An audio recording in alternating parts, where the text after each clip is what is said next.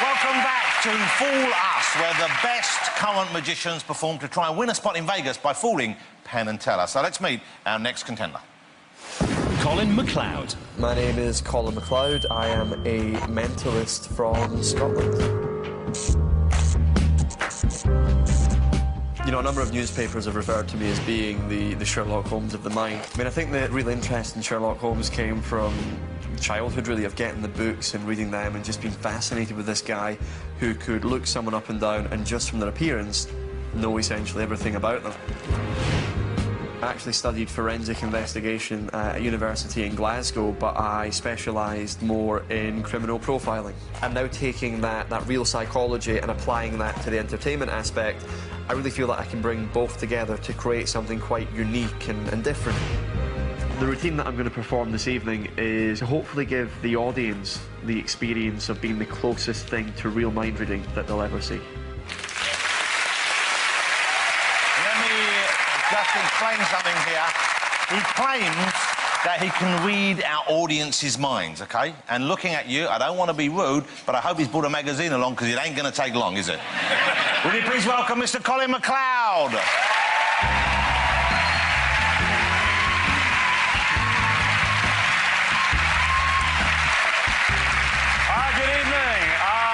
Thank you very much.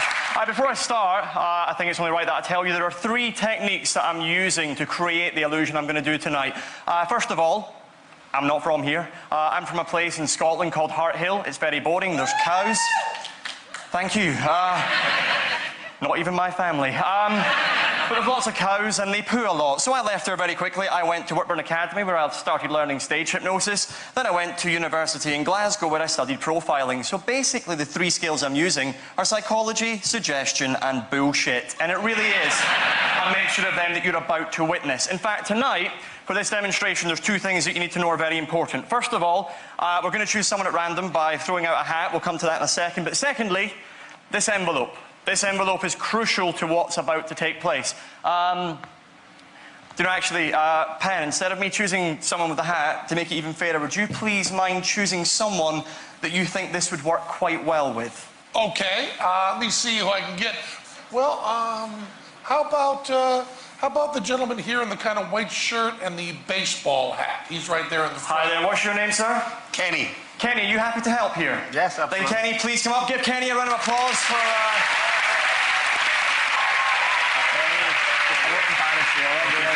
Kenny, stand right on that dot for me, just there, Kenny. Kenny, can I just have you face the front just slightly more? Kenny, be honest, would you say that you have a good imagination? Yeah. Okay, you thought about that, but that's okay, okay. Kenny, let's imagine you see behind us we have bookcases. I want you to imagine for me, Kenny, that you walk into a bookshop, you open up the doors, and there's books either side of the bookshop. Now, be honest, would you pick a book up from this side or from over... Where would you pick the book from? This side. Okay, you pick up the book, you look at it. Now, you're going to have to imagine this. Just look there, tell us, what's the book called? Make it up. The Memoirs of Penn and Teller. And you said you had a good imagination. You're right. Let's imagine you flick through the book and you stop on one page. Look there, tell us what page number do you actually stop on. Just look right there. It's up to you. 18. Do you want to change your mind, or are you happy with 18? I'm happy with it. Okay, I want you to look there right now and just think of one word that you can see. You can change your mind if you like, but get one word in your head. Tell me when you've got one. Don't say it, but just... Okay. Have you got a word in mind? You shut the book goes back up on the shelf, the book is gone. Now, Kenny, I'm not going to read your mind. They are. The only clue that I want you to give them, Kenny, is, first of all, can you count the number of letters in this word? Is it quite a long word? Is it more than 6 letters? No. Okay, can you please tell everyone right now, then, how many letters are in the word? 5. 5. Okay, Kenny, I don't want you to see the bit of paper that I've got here. Can you just look the other way for me, just so that you don't see? I'm going to show you the word that I'm hoping Kenny, right now, is thinking of. Kenny, just keep your eyes closed as well for me. That would be lovely.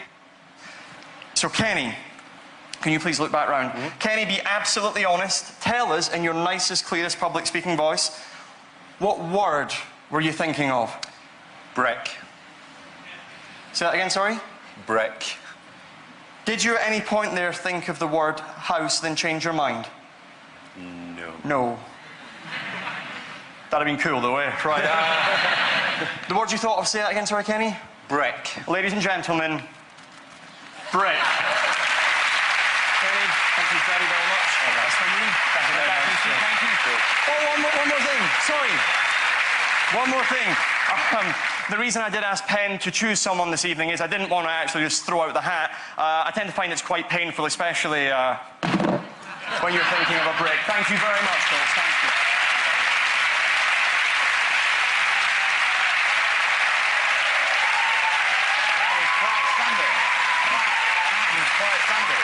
Awesome, great stuff. Because I'm sure you want us to think that you'd gone the wrong way and you'd made a mistake and you hadn't there. I'm not going to ask you how you do it, but let's just check something and make sure everyone knows something. You didn't know Kenny, you hadn't met Kenny.